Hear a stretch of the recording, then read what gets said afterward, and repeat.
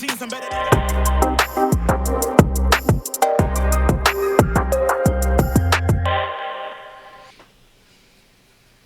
morning and welcome to On the Clock. I am Benjamin Dixon, here with my sister from another, Mr. Anoa, Changa, and my brother from another mother, DJ Exclusive. Good morning, y'all. How y'all doing? Good morning. Good morning. Good morning. Anoa, thank you for filling in and doing what you do, and you've done it for the last week and a few days. And James, you've been holding it down. I have a minor confession. This is a two-part confession. The first one I'll give now, the other one I'll give during the next patron party. But the truth is that there's just so much that happened over this past weekend. Have you ever, and before we get to our interview, I just want to ask Anoa this, and James, you the same thing. Have you guys gotten to the point in this work that we do where you almost just can't even talk about the news anymore? Like, we see what happened in Buffalo. We see what's happening all over the country, but Buffalo kind of broke me, and I needed to take a step back because I didn't want to say anything reckless or irresponsible on air. So one, thank you all for holding down on that regard, but I also just want to put emphasis on the fact that while we are so used in this country to moving very quickly past news cycles, there's still a lot of people who are hurting this morning. A lot of people who are reeling in the aftermath of this white domestic terrorism that we're living in. And so I know we're starting a little bit heavy this morning, but I haven't had a chance to speak about it since I've been away for so long. But I'd be remiss if I didn't just stop and pause and just reflect and consider the lives of those, all those 10 people who lost their lives at that grocery store after a white supremacist loaded up his car and drove 3.5 hours away to intentionally target Black people. And I'm just kind of at the point of Noah where I need them to understand they better be glad most of us want peace, because they're really pushing us to a point of doing what we must do to protect our tribe, to secure the tribe. So I want to pause there and toss it to you, Anoa. Yeah, when I saw the news break, because I'm weekend editor at News One, so it's my job to cover it where I want to or not.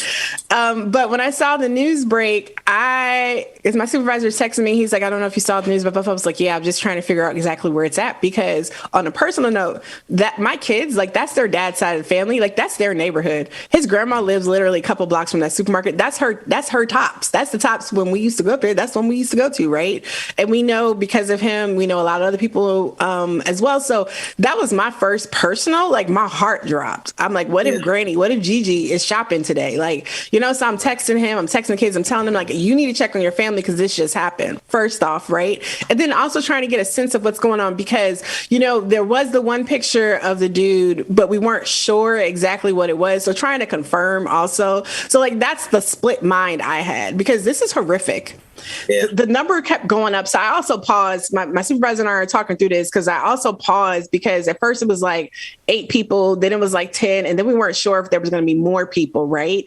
But I don't think any single piece of coverage or any single person could have covered this whole thing entirely. And I think what you're saying is right, Ben. Like, we should not move past these instances so quickly just because something else happened. I know, like, the very next day there was the shooting at the church targeting, I believe, was Taiwanese parishioners out in California, right? So there is always something going on, but at the same time, we do need to be able to figure out how to process.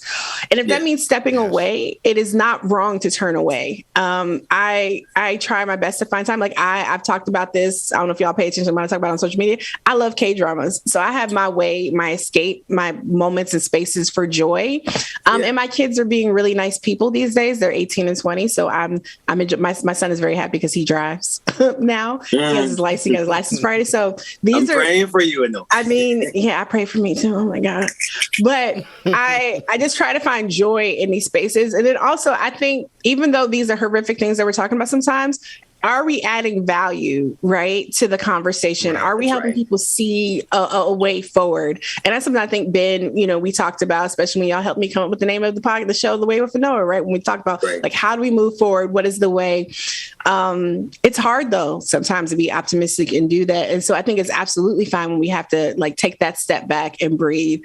I think that, taking a step back and not actually doing a regular show. That was something that was really hard for me.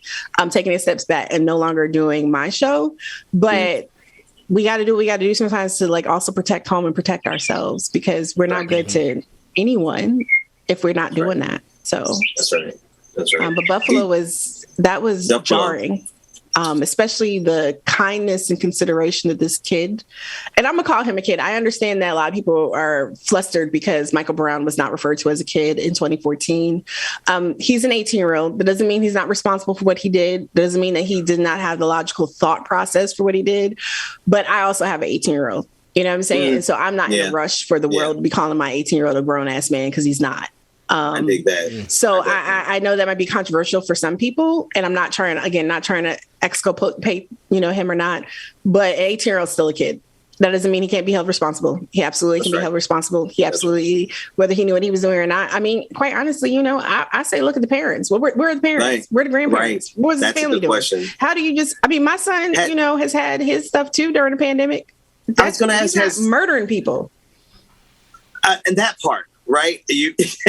That part, we are all have gone through, are going through, continuously going through. And that's the other thing. Like, I don't want to pivot too hard away from the memory of everyone who was killed. And James, I was going to thank you for doing what you did, right? Because we wanted to give space to people to just express themselves in this moment. And but to not get too far away from that, that's the thing, Anoa. It's like, it's frustrating because there's so much tied up into the conversation, and they've already moved past the fact that these people are dead, right? There's the politics of it. There's the games. There's the propaganda. You got everybody's trying to find positioning, and there's just this casual disregard for life. And that's why I wanted James to do what I want to do it more. Like, we got to focus on, we got to find our own joy and protect it. Because This world is steadily after it. When I first tuned back in after, Ben and I made up, and I first tuned back in and I saw that DJ Exclusive, that James is in the mix, and I was like, oh, this is really a cool idea. The music, because we had tried to do something called Politics and Careers back in the day with some music, really low budget stuff, because, we was broken, operating on shoestring budget. But I was like, this is really amazing. I love the music, got somebody with some personality up in here spinning and doing some stuff. Like, this is great. Wait a minute. I mean, I think it adds a nice atmosphere, ambiance, as much as you can to a virtual conversation, right? And breaking up some of the very heavy stuff that is being discussed at times. So I just want to give, James, DJ Extraordinaire. I know DJ Extraordinaire is not your name, but I'm calling you DJ Extraordinaire. Props as well, because I definitely appreciate the mood setting. Yeah. No. I appreciate y'all. I definitely do. And it was fun doing it yesterday, to not cover it, because just like y'all, when everything happened, it was just like, damn. They still killing us. It's like, why do they want to kill us so bad? Shed my tears, and I'm just like, all right, but I got to stay strong, because we're gonna have to deliver this. So I was expecting actually somebody to call and say, hey, we're gonna get on Monday and do a run through. I was expecting it, so I'm glad that didn't happen, because I don't know if I would have been ready. So yesterday I'm like, all right, let's talk to the people. Let's listen in, and let's break up the monotony of sharing some of this stuff, because you keep looking at it on the news and seeing all the coverage and seeing the victims and everything is not going to make it any better. So let's break it up a little bit and just let's give back to the people. Let them express themselves a little bit and listen to some music and have some great conversations about not what's happening in the world, but something else other, just to change up the scenery some. Nah, I mean, absolutely all day. And I'm going to lean into that a whole lot more as we get past the 2022 midterms. We're going to keep everyone's feet to the fire between now and the midterms. But afterwards, I think we need to just focus on Black life, culture, politics. Yeah, we're never going to put the politics down, but at the same time, it's just too critical for us to just leave it to what the news cycle gives us. If all we do is feed ourselves with what mainstream media gives us, or what any media gives us for Black people, but not necessarily owned or controlled by Black people, it leaves a lot to be desired. So here's the last thing I'll say about this. The difference.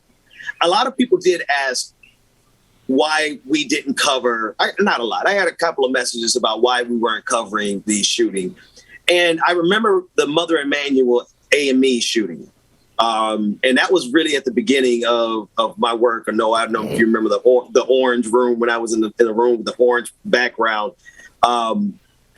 And what I remember in that moment was covering it. I remember we covered it that night. As soon as the news broke, I got word, I got information, and we went live that night. And we had hundreds of people watching, and we were talking about it. And it was necessary. But I also realized that doing that work just keeps you constantly absorbing it without absorbing it. You're looking at it, you're talking about it, you're getting angry about it, but you don't have time to process it. And I kind of learned that after the Mother Emanuel AME. Here's the sad thing about it, y'all, is these white supremacists keep giving us examples to compare. That's the last part. And I didn't want to get on the show also, James, because I didn't want to get on here with no toxic masculinity and bravado. But they cannot expect us to keep taking this. They cannot expect us to keep taking this and looking to a government that does not care to protect us. They don't even care to give us our right to vote or to protect our right to vote. I'm not feeling any motion around the George Floyd Justice and Reform Act. There's no motion behind that.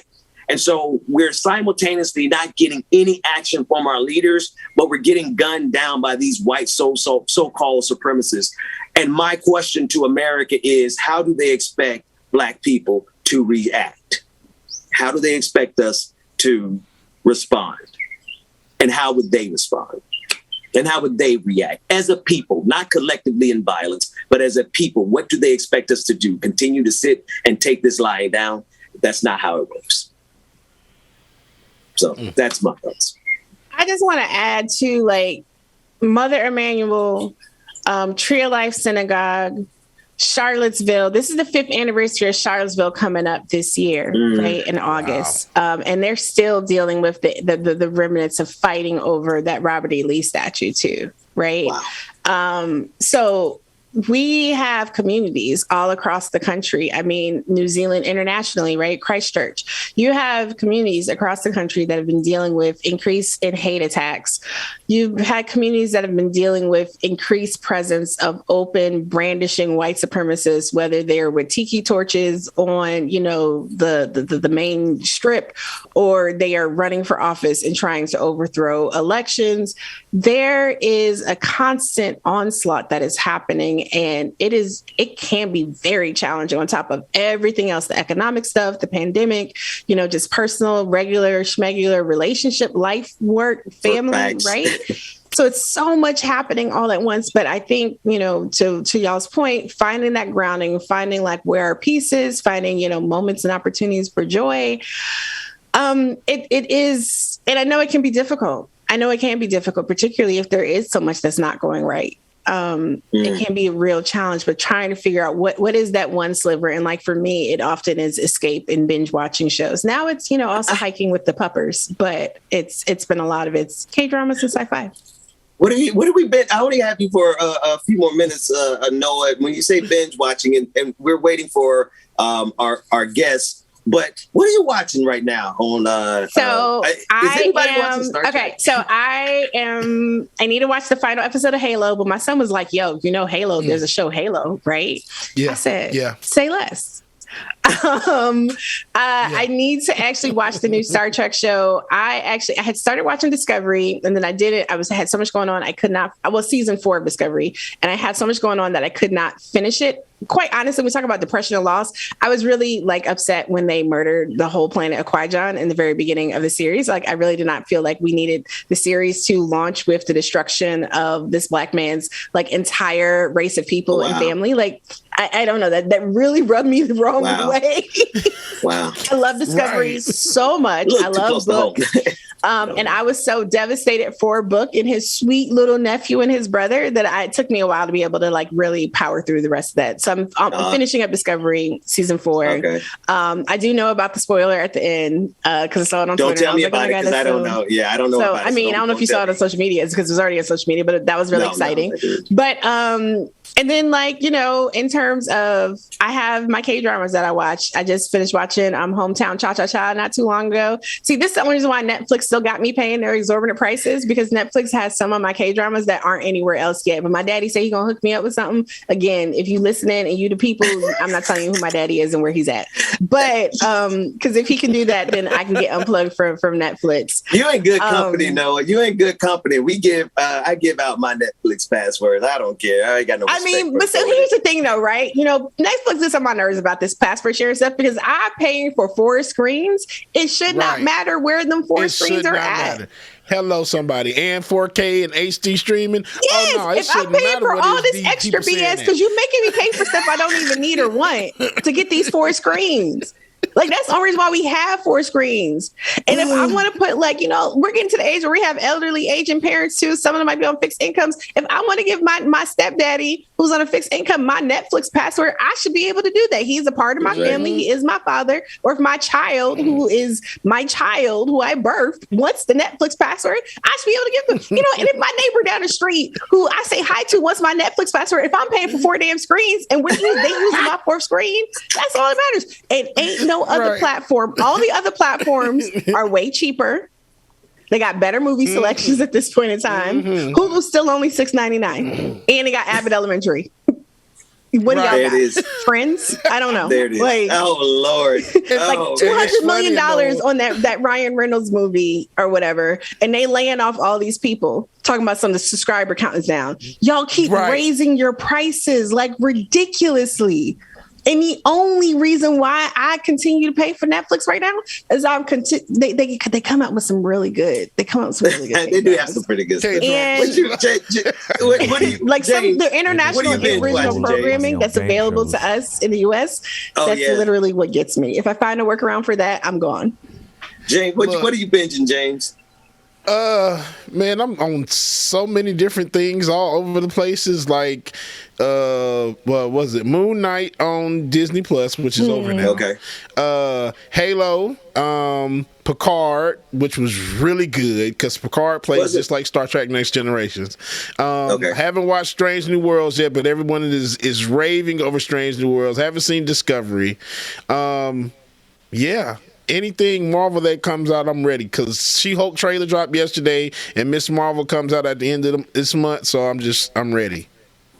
This is the blurred segment. I didn't realize everybody on the screen loves Star Trek. I am into, I just started Star Trek Strange New Worlds. And I will say, James, it is actually really good. Whoever told you it was good, they weren't lying. It's got a real forward to it. I'm actually fascinated on the idea of the Captain Pike years. We get a little glimpse. We actually get no glimpse, right? We know of Captain Pike in passing from the original series. And we see him some, through Discovery. But I'm actually really, really excited to see like what could have been had they went with Captain Pike. Versus, Captain Pike was the captain. For those who might not be familiar, Captain Pike was the captain of the Enterprise in the 10-year period when Spock was first on the Enterprise and before James C. Kirk becomes captain. Right. Yeah. In the TV series, not in the newer movies, because that completely does what it wants to do. The other movies, they went off the rails. The movie. They did.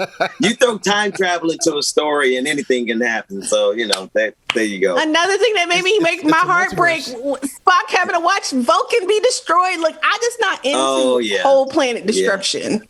Yeah. The whole planet, not only the whole planet, but his mama as well too. Going down. His mama, like he literally lost his mama. He couldn't grab his mama's hand like that.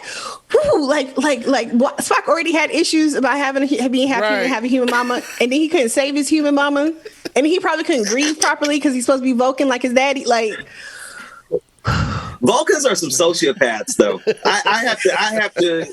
Vulcans are dead ass sociopaths. I've been trying to live like I've been trying to controlling your emotions is one thing, but to that level, there's just a level of craziness that they come out in some of the, you have to read some of the novels. If you read the novels, they kind of go into like some of the depth of the derangement that can come as a result of their ties to being so logical. So go ahead, James. I'm sorry. Well, I was about to say, you think Vulcans are illogical, or sociopaths? I mean, I was about to say that's the Romulans, because them motherfuckers.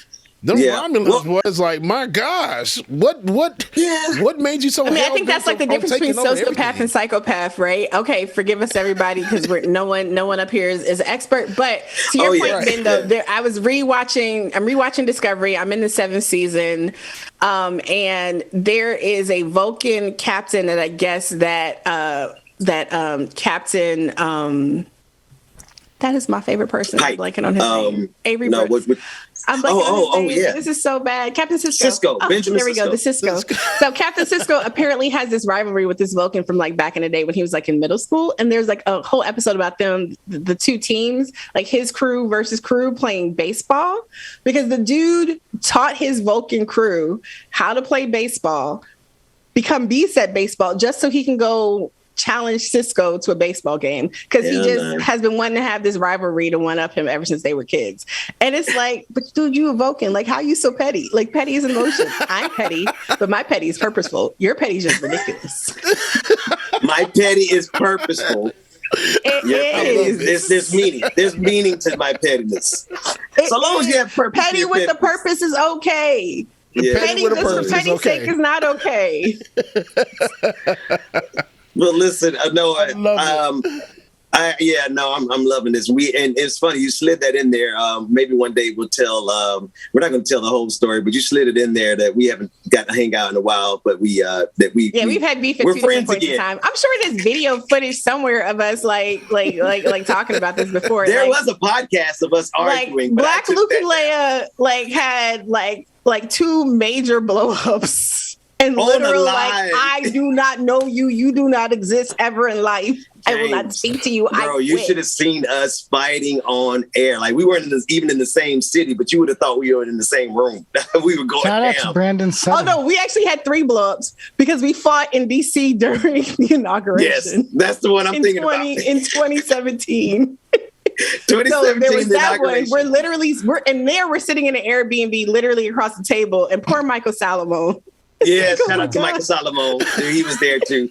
Oh man, no, those are some good days. But now, no, we get to hang out now that we're friends. We never stopped being friends, though. We just stopped doing business together for a little while. But we did stop being friends for a while, but it's okay. It's a Gemini thing, and we get past it and we grow.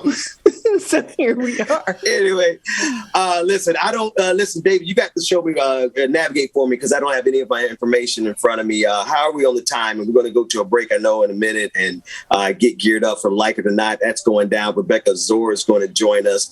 And again, Noah, thank you so much for hanging out for the last couple of days. Couldn't have done it without you. I needed to get away and get some things set up.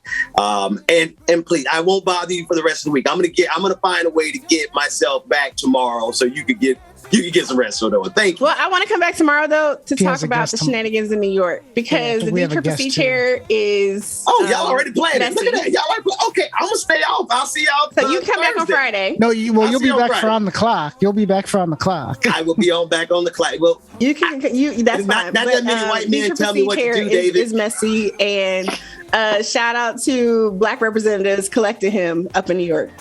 That's what's up. I want to see. Yeah, indeed. I'm looking forward to that. DJ Exclusive. Look, if anything, I'm going to be off because,